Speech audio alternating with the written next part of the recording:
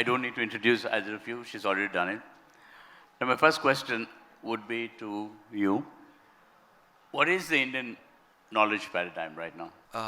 Namaskaram to the August gathering. With respect to the Indian education system, one, what we are as of now. So, we largely people who are seated in this auditorium are recipients of the current day Indian education system. So, the session says paradigm shift. So, when I look at the Indian education system, that is quite desirable where we look into the past. There are three quick parameters which I feel will matter a lot when infused into the current Indian education system. One is an integrated approach to understanding and disseminating knowledge. For example, in the due course of singing poetry, Aryabhatta just says Chaturadhika Shatam Ashtagunam Dvasashti Ayutascha, 62,832 divided by 20,000, which is 3.14, which is the pi value. Use it in constructing an altar. So, in the due course of speaking about Agnihotra, he just spells out pi value. Sthiragasa Samaradhya Vikatata Matamata, Vedanta Deshika in the 13th century, just in the course of describing the holy sandals of the Lord, solves the Euler's problem just in a fluke. When Kaushalya has to send Rama on an exile for 14 years to the forest, she says, use this ring made of Santana Karani, which is a herb. So she talks botany there. When Hanuman has to bring 4 different herbs, though it's not the binomial nomenclature of calling it a chlorophytum borivilianum, 4 different herbs are mentioned with the names. So there's botany. And when the Setu is being constructed, the saltwater crocodiles, which are very specific to the Bay of Bengal, are mentioned. So the point I'm trying to make is, as poetry flows, science and maths naturally flow. Today, Wordsworth and Miles to Go Before I Sleep is reserved for 12 to 1 session in the schools after lunch. And Pythagoras theorem is mentioned for 9 to 10, because what gives you food is 9 to 10 and not 12 to 1 is what is largely believed. So people often ask me, after having undergone engineering at Pilani, how did you turn into a philosopher? I say that's what made me a philosopher. So engineering is what makes a few philosophers. It may make a lot of them in the future too. So that's one. That's the integrated approach. Second, very quickly, is the logical approach. When Hanuman hasn't seen Sita, he hasn't seen a profile pic, her profile is locked, he hasn't seen how she looks. He goes to Lanka and spots her.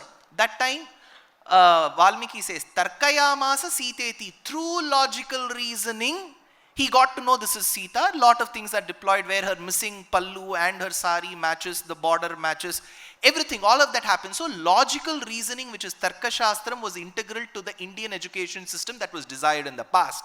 So if we have to infuse that into the current day, it will be a lot more beneficial. And the last part, with respect to the Indian education system that is desirable, that should undergo a paradigm shift, is the Guru-Sishya relationship. So whenever we look into the scriptures of the past of this land, we speak of Vasishtha Rama, Vishwamitra Rama, Valmiki and Lavakusha, Drona and Arjuna, Arjuna and Krishna, Sandipani and Krishna.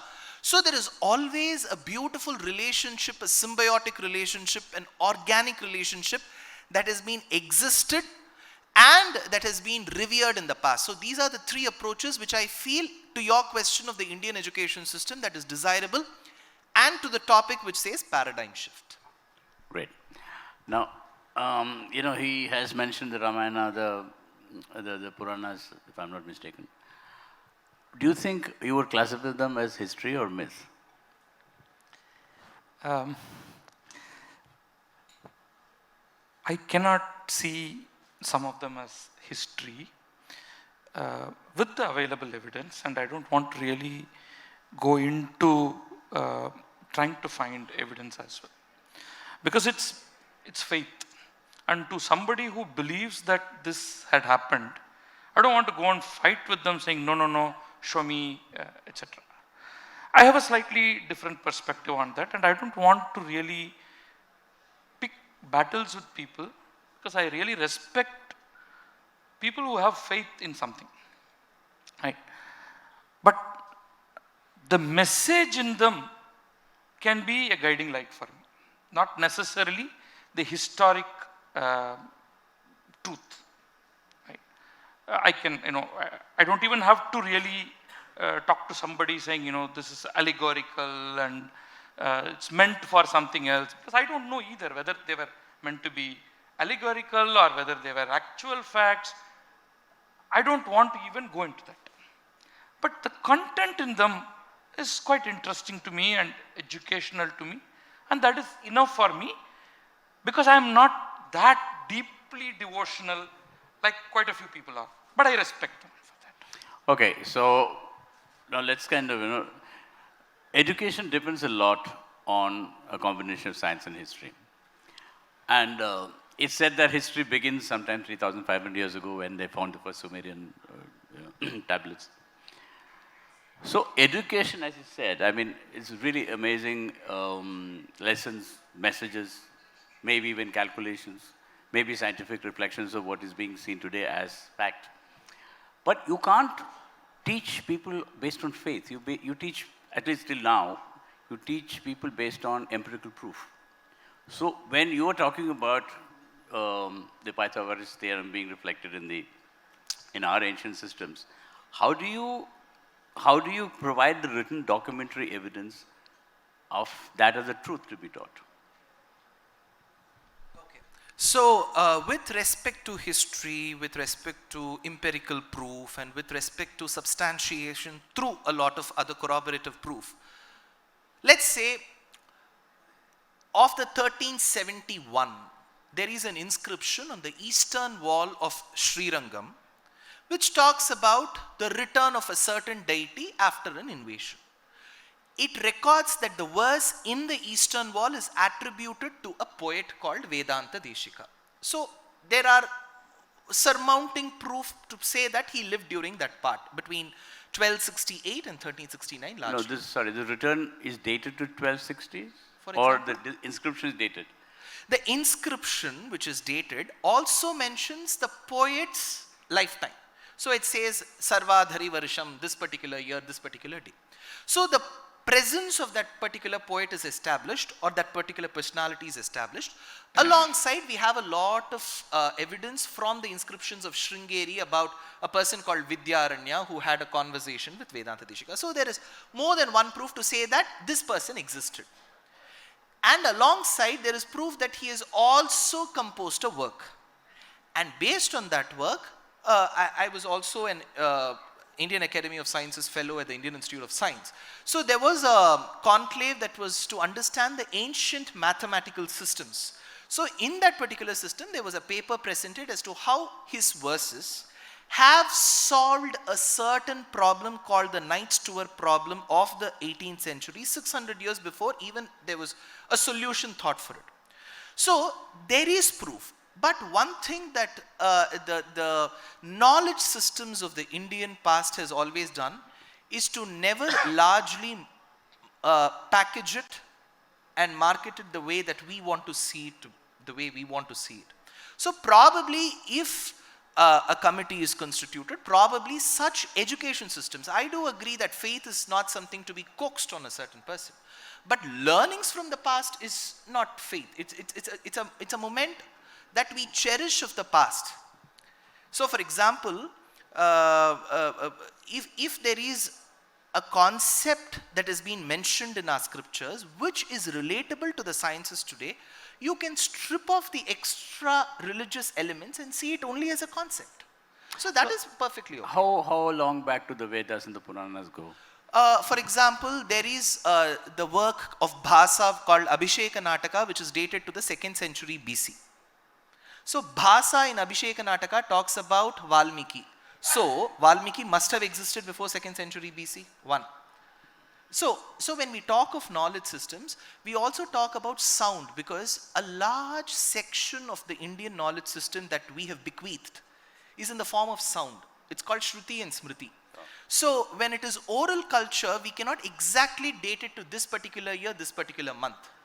See, oral culture is not something which we can trust, right? I mean, it's something which can, passed on from tribe to tribe, from family to family. It takes on its own transmutation, right? Now, if you're saying that Valmiki dated two years before Christ, or Yeah, 200 yeah, very years much, before. very much. I'm dating the earliest. No, I would rather call it BCE, not BC. Okay, Yeah. 10 years BC, whatever. Yeah. So let's say that the earliest written documents, Ah. which were the Sumerian documents, is 3,500 years old, which is 3,488 years before. Yeah, this, but right? one thing about No, the no, hang on, let me Sumerian, just finish. So the Sumerian documents are concerned the administration and the economic affairs of the time of the empire. Now, if something could be that exact in writing 3,200 years ago, why do no documents exist in exact proof of life, teachings, etc.? Is it because documents were destroyed? I have no idea. But this is a question I am curious about. there is something called as the ethos to a civilization. For example, there is an inbuilt ethos to every civilization. If the ethos is strong, that civilization lasts. So even if I'm not dating the 3rd century and the 2nd century BC, the civilization lasts. I don't know if the Sumerian civilization that you speak about is lasting in those territories or the landscape has completely changed. So we just have the document. So because the ethos of the civilization is so strong and a lot of it has gone into the oral culture, the civilization still exists. At least I'm here to talk about it.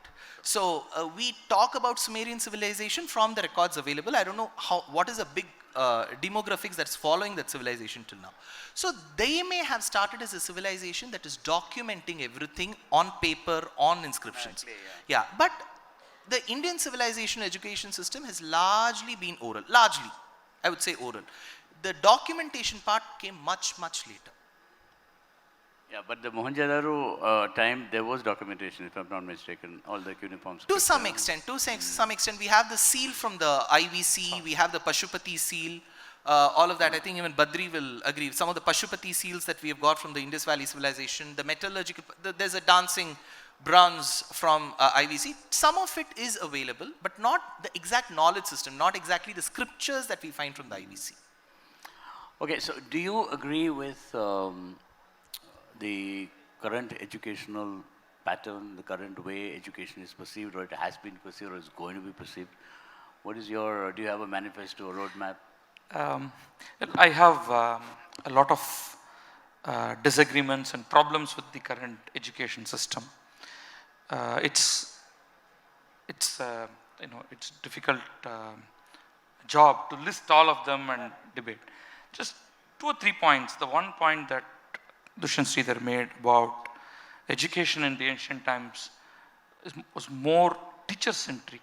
It has become institution-centric today. Right? The teacher chose what to teach, who to take as students, what to impart to that particular student. It's not possible today. The institution chooses who they are taking as students. They are uniformly spread across a bunch of teachers. I'm talking only about the higher education system, right? And because of which there are plenty of problems. Now, if you take a place like the US, for example, a lot of the early Indian ethos, and I'm not even talking about Vedic age, etc. To me, there's a lot of evidence available from, let's say, 3rd, 4th century CE to about 16th, 17th century CE. I'm talking about roughly about 1500 years, where there's a lot of written record available to answer your question. Yeah. I do have records and I can understand what was happening over that period of time. Now today in a US university, a lab is quite autonomous. You can even write to the professor and get admitted to that particular institution, provided you have that basic minimum qualification required to be accepted by the graduate school. No, not here. You cannot do that. A good, very popular professor who can get a lot of funding, who is very popular, will have a huge student base. Taking US as an example. And somebody who is either not interested in teaching or is not good may not have students at all. Well, that's not the case here, right? We have shifted considerably away in the Indian education system. The other thing is that the autonomy given to teachers.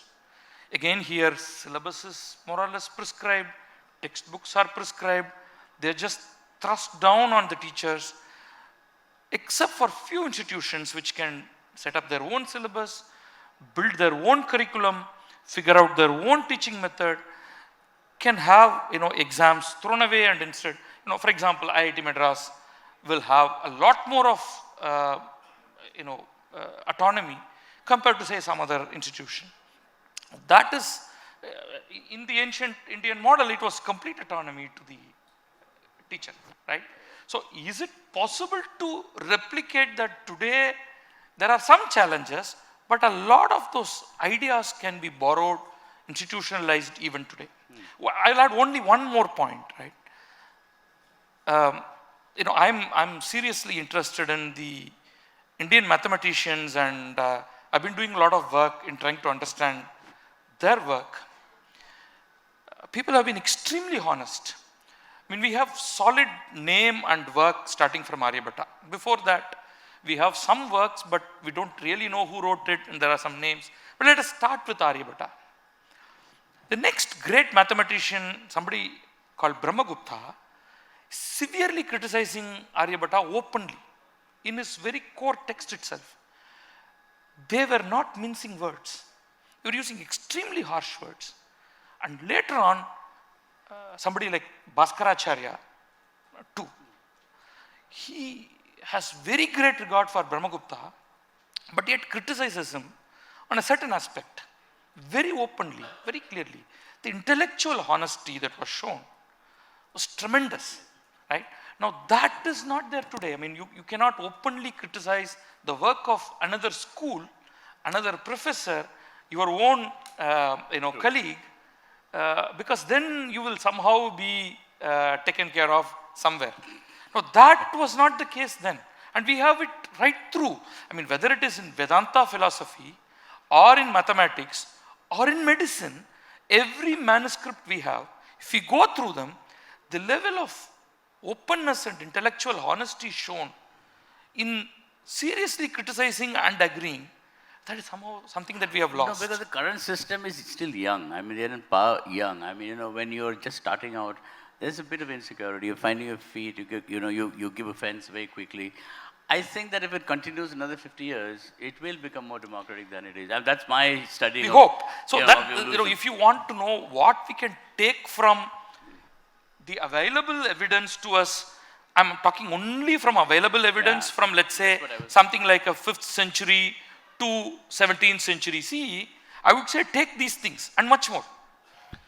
Just to add to what you said, you just said that the Indian current education system is quite young, maybe in the years to come. No, I'm talking about right now. Right now, exactly. The right wing. Yeah. Oh, okay.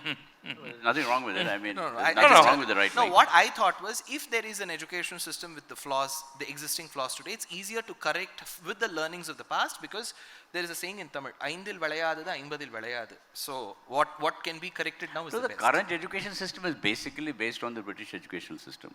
I mean, in addition to it, there's certain amount of left garnishing there.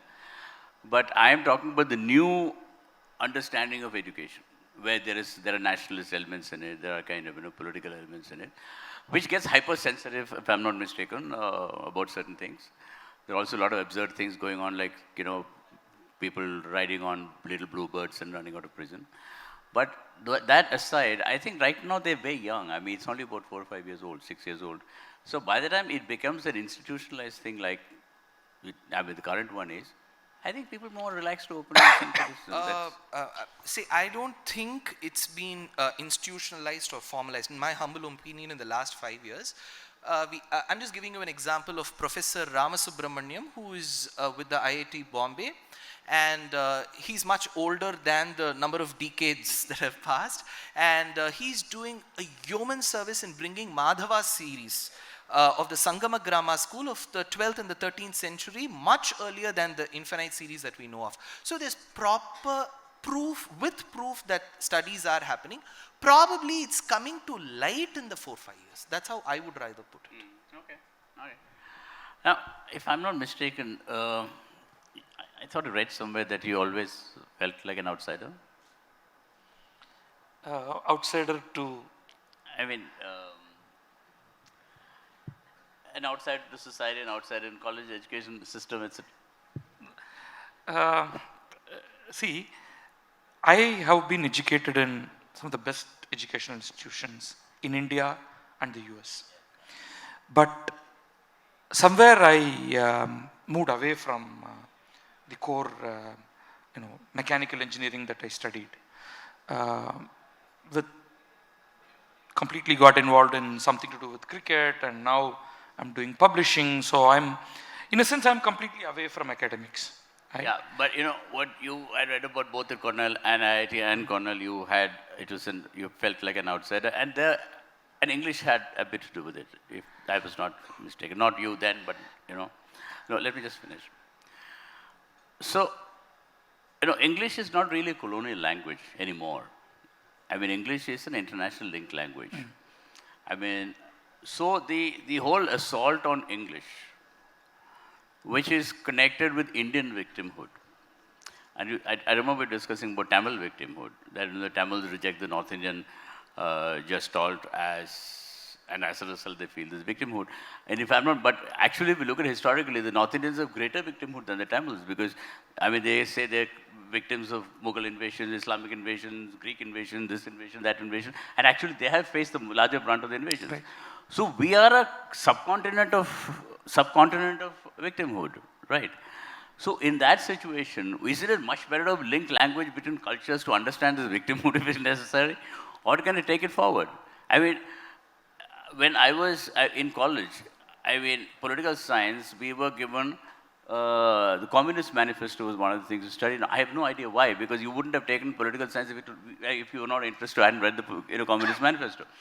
Now, why can't Arthashastra be taught along, no, not just alone.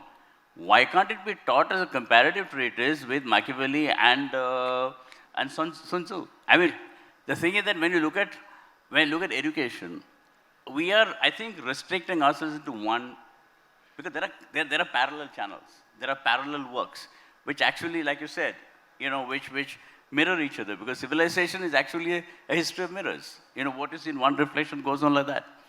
So to connect both these streams, how would you kind of do that? Well, you've asked lots of things packed into that. So let me just take a couple of points there.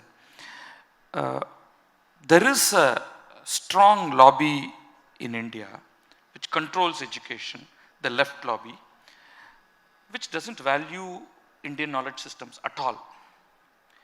Whether it is Arthashastra or Ashtadhyayi or the large amount of compendium of mathematics to astronomy to medicine to chemistry and dance, music, these are all written documents. Architecture, this large body of indigenous literature, they are written documents. That is not talked about at all, right? On couple of counts. They are either simply dismissed as regressive because it will have some Brahminical ideas embedded in it, right? Or anyway you have the modern educational system with modern content, which is sort of, superseded all these old stuff, even if it had some value, about which I have no idea, because I have not really presented it to people. I will simply take what is already there and let us just go on with it, because we want to be progressive, right? There's a huge fallacy there in this whole problem. First of all, there is a large amount of content across multiple fields, right? I'm not here to even try to establish what is out there, why it is superior, that's later. But we should really be introducing them, not just Arthashastra along with Communist Manifesto, but for every field in every classes that you are really teaching. There is equivalent material, some of which wrong, right? For various reasons. For example, alchemy was practiced by, all over the world, including by Newton, right? A Newtonian scholar will not make fun of Newton, which he thought at that time that one material, one element could be converted to another. Indians thought so too. It took quite some time into early 20th century to really understand that that is not really possible. But it gave rise to fantastic chemistry. So and let us understand that there were mistakes. I'll just add one more thing, right? Aryabhatta, in giving formulas, gives accurately the formula for area of a triangle, but makes a mistake in providing volume of a tetrahedron or any three-dimensional object.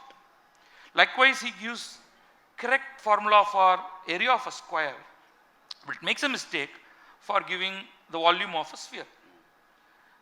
This is perfectly okay because it's a tougher problem and it takes few centuries to fix them, right? So it's perfectly okay to study even something that is wrong. After all, we studied Dalton's atomic model, then Rutherford's atomic model before we come to the quantum model and the standard model of what we have today, right? So it's perfectly okay, but we must be reading all of this and not reject them, because there is so much of wisdom packed into this, and also the approach to solving various problems. Very distinct. Again, I don't know if I can explain it in detail, but I'll take only one aspect of it. Indians from Aryabhatta to Brahmagupta and subsequently Bhaskara solved fairly tough algebraic problems. Again, I'm sorry, I'm taking more of mathematical examples.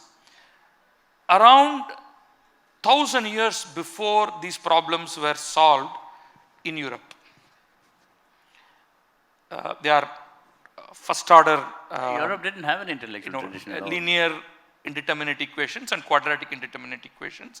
These were solved in 6th, 5th century and 7th, 6th century respectively, whereas it took later Euler, Lagrange and all those people in the 17th, 18th centuries, right? But the approach to solving entirely different. You still get the same answer. But what is taught in schools today, if at all it's taught, will be the later methods, not the Indian methods. So we are losing so much by not bringing the entire set of Indian knowledge systems into school curriculum. And the fault lies with us, including people like me, right? We should be writing, people like Ramasubramanian and Srinivas and Sriram and so many others, they are doing it, but it's not enough. So much has to be done to bring the Indian knowledge systems to schools and colleges, and then you change the syllabus completely. The same subject, but different approaches. What was done in India, with respect to law, with respect to, study the Dharma Shastras, not to follow them today. How were they solving a particular problem? Application. Right? Compared to what the Roman law is, what the common law system is, combine all of them, understand and then change. I'm getting, science. Last question, very important question. Like, I'm listening to your journey from elitist institutions to your current social, or let's say communicative sensibility. How do you what's your prescription for de-leftifying Indian education? And don't give me the Sanskrit things because I don't understand it. But seriously, I mean, what is your prescription to de-leftify Indian education? The word is I'm saying de-leftify, I can't think of a better word. Okay, so to de-leftify, the answer is not to rightify it, but to present one side of the knowledge system that we have bequeathed, which has never been presented in the past. That's what he was telling. So it's very, very important that we present both sides. Very good. And I'm sure people are, at least in the higher education system, people are judicious enough to take the essence, the quintessence of it and decide for themselves. So the right way to de-leftify is to present knowledge as is, which is too theoretical and too perfect to look at.